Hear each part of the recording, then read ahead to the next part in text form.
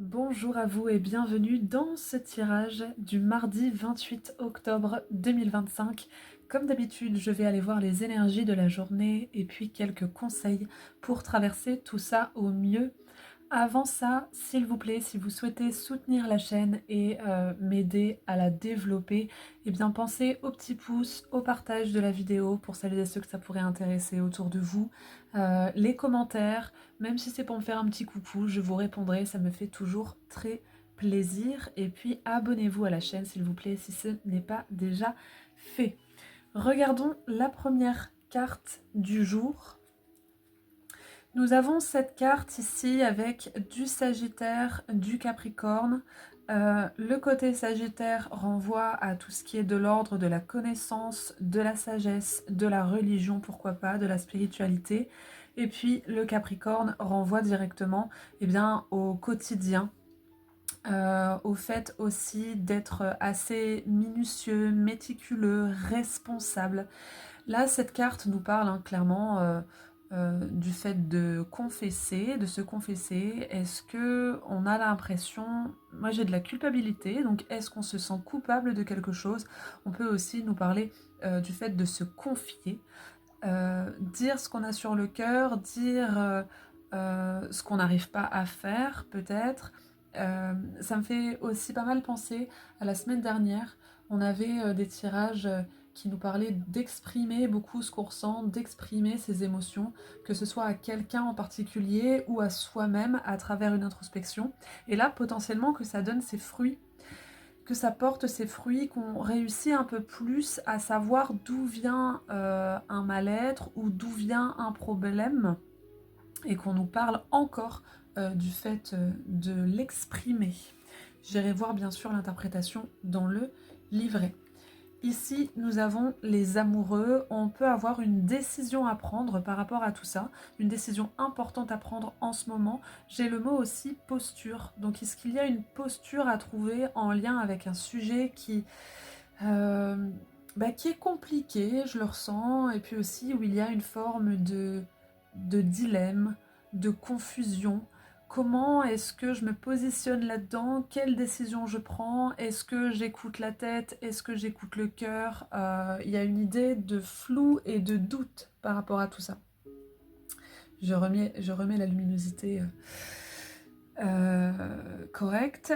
Et donc, on a peut-être besoin de conseils là, pour savoir quelle décision prendre, sans se fier à une forme de sagesse. Alors, est-ce que c'est se fier à son guide? Est-ce que c'est se fier au signe? Est-ce que c'est se fier à quelqu'un qui est passé par la même situation ou qui a suffisamment de sagesse, de lucidité, de recul pour nous aider à prendre une bonne décision? En tout cas, ici, avec les amoureux, on n'est pas nécessairement sur une carte qui a un lien avec le domaine sentimental. On est plutôt sur une carte qui nous invite à prendre rapidement une décision avant que Cupidon décoche sa flèche. Donc, oui, ça va demander pas mal de réflexion, tout ça, et j'entends soyez sûr, parce que j'ai un petit peu l'impression qu'à un moment donné, on ne pourra plus revenir en arrière, il va falloir vraiment trouver une posture et ne pas en démordre un petit peu, parce que ça va influencer les prochains jours, les prochaines semaines, les prochains mois, et ça aura un impact déjà pour nous, mais aussi potentiellement pour d'autres. Regardons la carte du livret. Nous avons Sagittaire, Capricorne.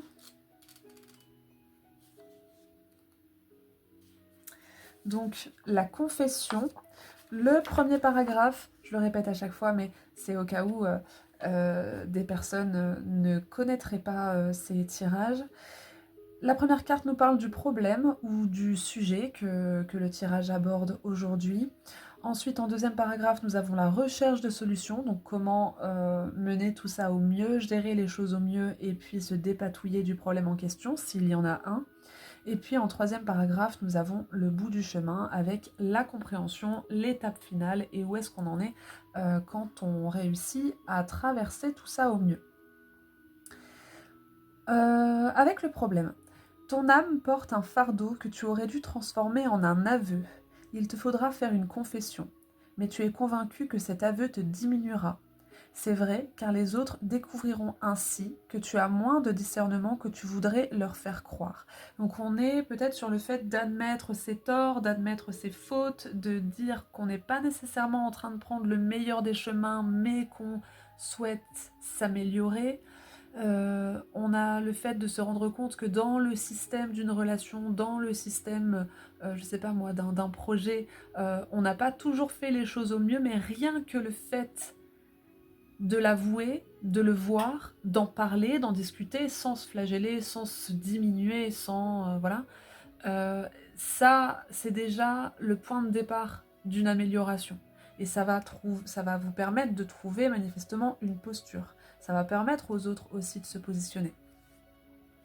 Dans la recherche de solutions, parler d'une faute ne suffit pas. Encore faut-il que tu reconnaisses que c'est ta faute à toi. C'est cela qui t'est demandé. Il faudra avouer toutes les transgressions dont tu t'es rendu coupable en chemin par présomption. En faisant cela, tu risques de perdre un peu de ta réputation. Donc on est sur le fait aussi de faire tomber les masques, de ne pas essayer de jouer un rôle, de ne pas essayer non plus de plaire à tout le monde. On fait tous des fautes. On est tous parfois dans une position d'errance, on tâtonne, on prend des décisions et finalement on revient dessus. Et voilà. Le tout, c'est de trouver une bonne dynamique, finalement, que chacun découvre la vérité, la réalité, ce qu'il est vraiment, ce que vous pensez, ce que vous réfléchissez, ce que vous ressentez. Et comme ça, les points sont posés sur les i, les barres sur les t, et ensuite, on prend une décision, on sait à quoi s'en tenir. Et avec le bout du chemin, tu sais maintenant exactement à quel moment tu as péché et tu sais aussi que cela est arrivé pour que tu aies quelque chose à confesser. Ton aveu diminue l'ego et augmente la gloire de Dieu. Bon, on est sur quelque chose de très très religieux, je suis pas certaine qu'on partage toutes et tous cette vision des choses, mais voilà, c'est une forme aussi de soulagement que de dire parfois qu'on a eu tort, qu'on n'a pas toujours bien fait, qu'on aurait pu mieux faire, et donc du coup le point de départ au fait de mieux faire aussi. Regardons avec le Lenormand. Nous avons le livre qui nous parle de secrets, de choses qui ne sont pas dites, de choses qu'on n'ose pas dire. Nous avons la maison et les nuages. Donc avec le livre, on a le secret. Avec la maison, on a l'habitation ou alors un lieu particulier. Mais si c'est un lieu, il fait référence à un endroit refuge, à un endroit où vous pouvez vous retrouver avec des gens qui vous sont chers, un cocon. Et avec les nuages, on a des contrariétés, potentiellement aussi de la tristesse, des sentiments comme ça qui mettent dans un état de déprime. La bonne nouvelle, c'est que c'est passager et que ça peut être rapidement résolu. On a d'ailleurs cette carte qui est divisée entre cette partie du nuage qui est triste et cette autre partie qui est plus portée sur l'espoir, etc. Donc ici, il y a un secret, il y a quelque chose qui est caché, quelque chose, j'entends, qu'on réprime, qu'on refuse, dont on refuse de parler, en lien avec une maison ou alors directement dans la famille ou dans le cercle très proche, que ce soit la famille ou les amis ou que sais-je. Il y a quelque chose qui a besoin d'être révélé, qui a besoin d'être dit, peaufiné. On a besoin de discuter. Moi, je pense qu'il y a un sujet qui fâche. Ce sujet qui est provoque un déséquilibre dans la famille, voire dans la maison. On peut avoir aussi des murs qui portent une certaine douleur. Une douleur qui a un lien avec votre vécu. Il se peut que ça se soit passé il y a 1 an, 2 ans, 5 ans, 10 ans. Mais peut-être aussi que les murs portent le poids d'une histoire qui ne vous concerne pas, mais qui a besoin tout de même d'être purifiée, nettoyée. Donc peut-être que vous vivez dans une maison et que dans cette maison, il y a 20 ans, il s'est passé telle ou telle chose et que là, puisque les murs retiennent cette énergie, là je suis clairement en train de parler d'énergétique, mais peut-être que ça parlera à certains, Peut-être que vous-même, vous êtes en train de revivre cette chose avec votre famille ou dans votre couple, ou alors très individuellement, parce que y a un mal-être dans le lieu qui a besoin d'être exprimé. Donc essayez de vous demander voilà ce qui a changé depuis que vous êtes dans cette maison, pourquoi est-ce que ça vous prend autant aux tripes, pourquoi est-ce qu'il y a tel ou tel sujet qui est en train de se répéter, et peut-être parler de ça, parler des sensations que vous avez dans cette maison à quelqu'un, faire une prière, hein, que sais-je, il y a peut-être quelque chose à creuser par rapport à tout ça. Si vous voulez que j'aille voir ça en consultation privée, parce que là, c'est pas nécessairement le sujet à proprement parler de la vidéo, il y a d'autres interprétations, mais si vous voulez parler de ça, si vous ressentez qu'il se passe ça pour vous, eh bien, je suis là pour une consultation, il n'y a pas de souci. Plus largement, voilà, il y a un sujet qui fâche, il y a un sujet qui plombe l'ambiance, il y a un sujet, peut-être même un secret, hein, quelque chose que vous gardez pour vous, qui a besoin un petit peu d'être exprimé pour que, encore une fois, hein, les points soient mis sur les i, les barres sur les t, et qu'on puisse chacun savoir à quoi s'en tenir et comment trouver une posture. Parce que sinon, ça va flotter dans l'air comme ça va rester, et plus ça ira, moins ce sera clair, plus ce sera problématique, et c'est pas toujours très bénéfique du tout, du tout. Je vais recouvrir avec le livre. Qu'est-ce qu'on a? On a la tour, donc c'est vraiment quelque chose qui est enfermé. Le livre porte un cadenas ici. On veut vraiment pas discuter, on veut vraiment pas en parler, mais ça va devenir nécessaire. Avec la maison, nous avons la dame, et avec les nuages,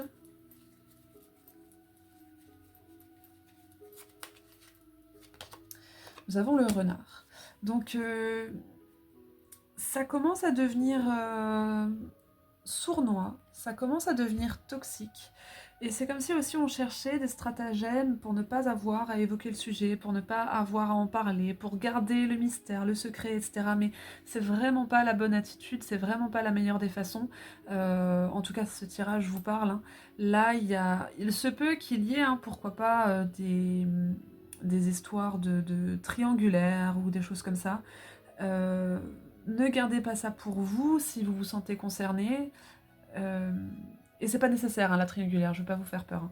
Mais voilà, il y a vraiment quelque chose qu'on met sous cloche, mais qui empêche de passer de l'autre côté, qui empêche de traverser ce pont-là, la carte du pont. C'est une carte qui nous dit que là, ça commence à devenir aride. On ne peut pas en rester là, il faut traverser le pont, il faut aller plus loin, c'est un petit peu le passage obligé. Et ce passage obligé va à un moment donné demander de résoudre tout ça là. Donc regardez comment ça vous parle, mais il me semble que ça commence à devenir un petit peu urgent.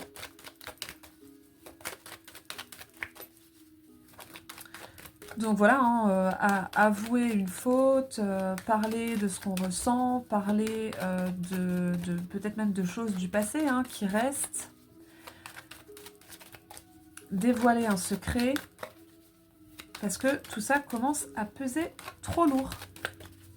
Qu'est-ce qu'on a comme conseil pour aujourd'hui? On a le cavalier de bâton, le 4 de coupe. On a envie d'aller plus loin, on a envie de traverser, mais en même temps, ça fait peur parce qu'on se sent en sécurité émotionnellement, mais cette sécurité émotionnelle est aussi une prison, et donc la frustration ne tarde pas à arriver, si elle n'est pas déjà là d'ailleurs. L'impression qu'il y a des personnes qui se taisent pour maintenir une forme d'équilibre. Et à l'inverse, on nous demande plutôt, ici, on nous invite plutôt à prendre une indépendance. Donc ce cavalier de bâton là vient percer la sécurité émotionnelle. C'est même plus une sécurité, c'est un fardeau, un poids trop lourd. Il y a des personnes qui ont peur de parler de certains sujets, qui ont peur de discuter, qui ont peur de mettre carte sur table parce que ça risquerait de chambouler leur sécurité, entre guillemets. Là, avec le 4 de coupe, on nous parle, hein, de zone de sécurité. En général, on parle de zone de confort, mais j'aime pas tellement ce terme. Et là, il y a besoin d'aller au-delà de cette zone et de prendre de l'indépendance. Et prendre cette indépendance va aussi passer par le fait de parler de ce sujet-là en particulier. Donc ne bridons pas ce cavalier de bâton, on a de toute façon besoin de passer de l'autre côté, donc osons aborder les sujets qui fâchent et osons dévoiler ce qui est à dévoiler, autrement on va en rester là, et plus ça va durer, plus on va se sentir bloqué, et plus la vie aussi, par concours de circonstances, etc., va faire le travail toute seule, mais je suis pas certaine que ce soit la façon la plus douce. Voilà ce que je peux vous dire pour cette journée. N'hésitez pas à me dire si ça vous a parlé. J'espère que ce sera de bons conseils pour vous. Si vous souhaitez une consultation privée, eh bien, vous trouverez mon site en barre de description de la vidéo, tout comme ma boutique sur laquelle vous trouverez un tas de bracelets de lithothérapie et puis des infusions pour bien passer l'automne et l'hiver. Je vous souhaite un très beau mardi. Je vous dis à demain et dans tous les cas, à bientôt.